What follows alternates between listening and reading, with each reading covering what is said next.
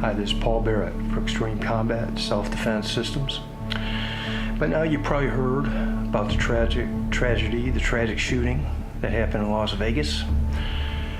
There's over 400 people brought to the hospital, over 50 people killed.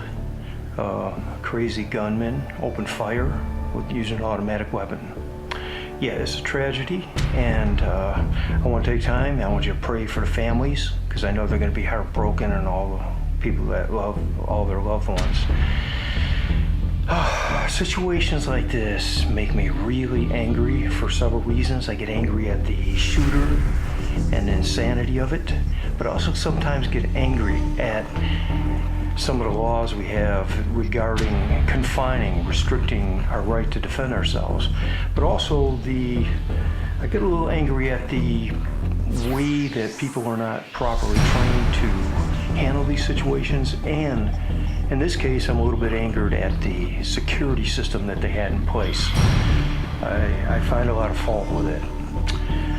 I think they have a legal responsibility to protect the people and provide adequate security. And these are the issues I want to go over with.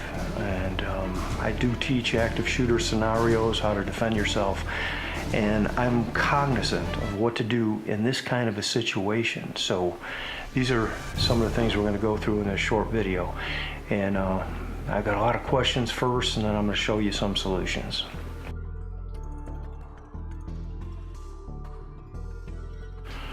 All right, I got a few questions. One, why was there a complete lack of comprehensive security? I feel they failed to provide that. This guy shot off thousands of rounds, and it seems like, from what I heard, it may have taken even 30 minutes or whatever to respond to this properly. But the most important question is, why did they fail to establish a counter sniper security overwatch position? You know, they could utilize a SWAT sniper to counter this. You know, I'm sure Las Vegas, their police departments have a competent SWAT team that has a sniper. They could have established a counter sniper operation and an overwatch, and I'll get into more detail on that in a minute. I also want to know, did people providing security, did anybody stop to ask SWAT team or anybody did somebody even try to evaluate the potential for a rooftop shooting? I mean, this is basic 101 security protocol. I mean, as a bodyguard, as a professional bodyguard, these are questions I ask and I'm aware of, and I don't have a big security force. Sometimes I work alone or with one or two other guys, you know, but I'm very cognizant, very aware of potential for somebody to shoot down from a higher position. So I just want to know what the situation was. I don't know what kind of equipment they had. No one provided sniper overwatch, no night vision, thermal vision, or anyway, these are some of the questions. Also have a question is, why didn't they have some kind of a cutoff switch? And I wonder this at all concerts for emergency. A cutoff switch that would cut off the microphone and the music on stage, and maybe overrode and given a warning situation. I know they cut in on my TV all the time. They're always cutting in on my TV to give warnings that aren't even important. So why can't they do that there? Where's the emergency security system here? All right, as a professional bodyguard, I'm very aware, constantly aware of having to protect my asset, protect my client, and I'm aware of the possibility of somebody shooting from a high position. That's a reality. I honestly do not understand why that factor wasn't factored into their security equation. And who did the risk analysis? You know, I see in most situations that active shooter scenarios, the majority of them could have been easily stopped by one person who had a concealed carry license permit. They could have been stopped. And there are stories, but they don't get on TV, of that happening where a concealed carry holder stopped a potential active shooting scenario. It just doesn't get on TV. But I see a lot of instances where they're in gun-free zones, so that's part of the problem right there. Now, I teach an active shooter program. I teach a long-distance precision shooting program. And I even teach a sniper program for survivalist preppers. For preppers, I teach them how to guard their perimeter. And in that program, I have what's called Overwatch. It's standard military procedure. In this kind of scenario, if a few people go out to engage, you have a shooter with someone with a precision rifle Overwatch protecting them. Why did they fail to do this in this scenario? I still don't get it. It's pathetic. The distance was not that far either, and that's incredible.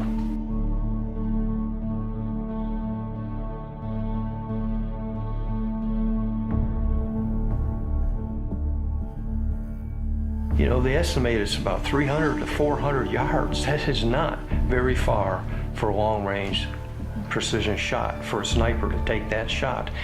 300-400 yards is not that difficult. You know, the window frame where the shooter was, you can imagine the size of that is pretty big. So they could have probably done something with that. Now, I train between 600 and 1,000 yards, that's long range. Anything below 600 yards is not. 300-400 yards is not really a long range shot. And that's with like a 308, which is a typical shot. If they had a 338 Vapula or even a 50 cal would have been probably overkill, but a 338 Vapula, a 300 or 400 yard shot is pretty much a joke. Now, the Secret Service, when they protect the president, that's one man, they protect the president, they will check all the rooftops, they'll make sure all the windows are secure and he's going down a long road, you know, where he's traveling, and if the Secret Service was in charge right here, this scenario would not have happened. Now, if they can spend that much time security and protecting one person, as a city and the casino and the security team all saying that 20,000 plus people aren't important enough to take and factor in the possibility that a shooter might shoot from a high position. All right, so you know, there's a few other factors. I mean, I think people in security should be able to identify the difference between firearms and firecrackers. I was on detail protecting somebody. It was supposed to be like a babysitting job, protecting this young woman. And on the 4th of July, she wanted to go to a place that I didn't recommend. It was a big event, and there were firecrackers, there were fireworks, and there were shots taken towards us. And immediately I could recognize the difference. And screamed and yelled, everybody, you know, a shooter, and the whole crowd dispersed. Got my client behind a barricade in the stairwell. So people should be trained to do that. That's another situation. So I just want to say these things could be prevented, and they should have been prevented, and this would have been a harder situation to prevent, possibly, but it could have been mitigated, and that's what I want to say. I also want to encourage everyone to start picking up their firearms and training for a self-defense situation, training for an active shooter situation, and training in any kind of situation you encounter, and that's what I kind of like to do, is to help you accomplish that goal.